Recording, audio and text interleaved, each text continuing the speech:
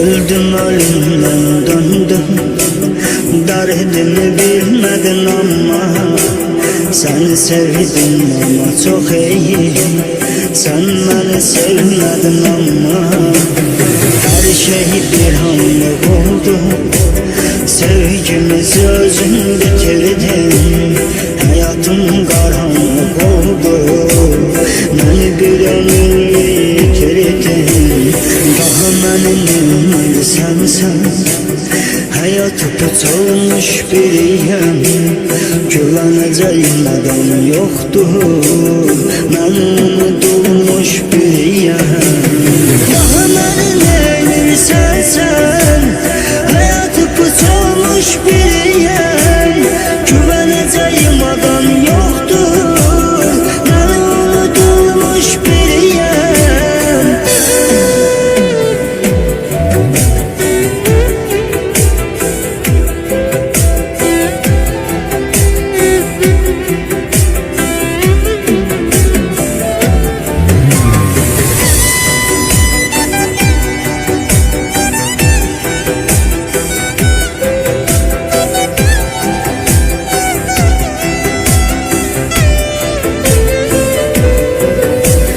Kalbimi kırdın zalim, ah sana ben neylemişim. Heyif ki gez başa düştüm, ömrümü mahveylemişim. Belki de benden ayrı, hayatım yeniden başlar.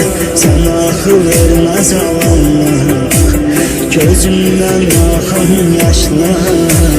Daha benim sensen, hayatı tutulmuş biriyim, güveneceğim adam yoktur. Ben unutulmuş biriyim, daha benim neylirsen sen.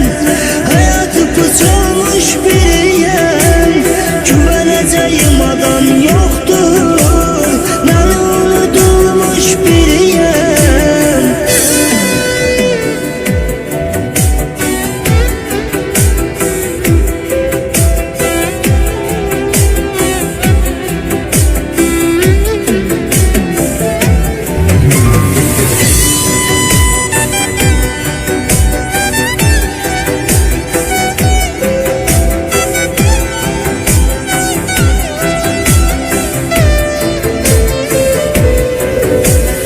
Sen bana acılar verdin, bela olur mu seven insan?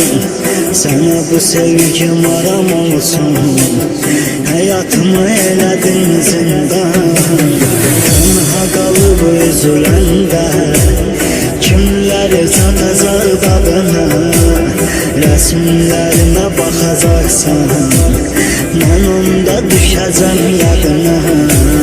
Daha benim sensen, hayatı tutulmuş biriyim, güveneceğim adam yoktur.